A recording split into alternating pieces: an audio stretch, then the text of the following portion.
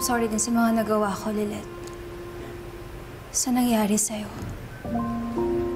I've never been a good sister to you. I'm sorry. Tracy, kung kami ni Ira nabigyan ng chance para bumawi sa isa't isa, plano tayo din.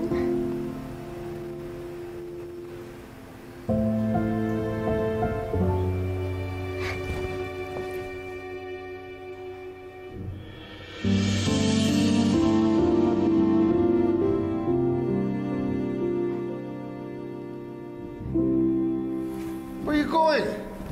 Lorena! Mga walang iya kayo? Mga wala kayong konsyensya? Nang dahil sa inyo, kaya ako nawala ng anak! Sa mga maling pagbibintang ninyo, napilitang magtago si Ina. Kaya hindi namin siya naprotekta. At wala kami nagawa nung pinatay siya nung totoong killer ni Meredith!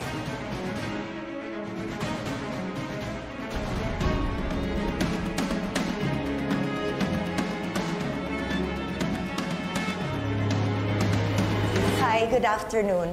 I'm looking for my daughter, Trixie Engano. She's an intern here. Do you know where I can find her? Yung intern ni Attorney Ira? Ma'am, doon po yung area niya. Thank you. You're welcome. Excuse me? Are you confused, Mrs. De Leon?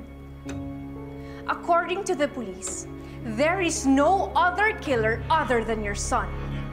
Kaya nga siya nag-suicide, di ba? To avoid getting arrested for his crime. Bawiin mo yung sinabi mo! Hindi killer si Ino! Lorena, let's go. Minahon mo kayo, Lorena. Huwag ho kayong magsimula ng gulo dito. Bakit mo sila pinagtatanggol, Lilet? Hindi mo sila dapat kinakampihan, lalo na yung era na yan. Nakalimutan mo na? Sila ang nagpakulong sa'yo. And while you were in prison, mas ako ang present na nasa tabi mo kaysa sa kanila.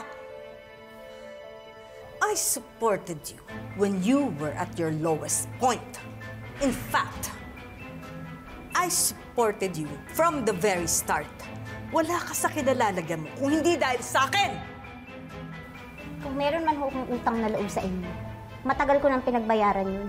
Nung bulagin niyo ko sa kasinungalingan para talikuran ko yung sarili kong kapatid na ni-rape ng anak niyo.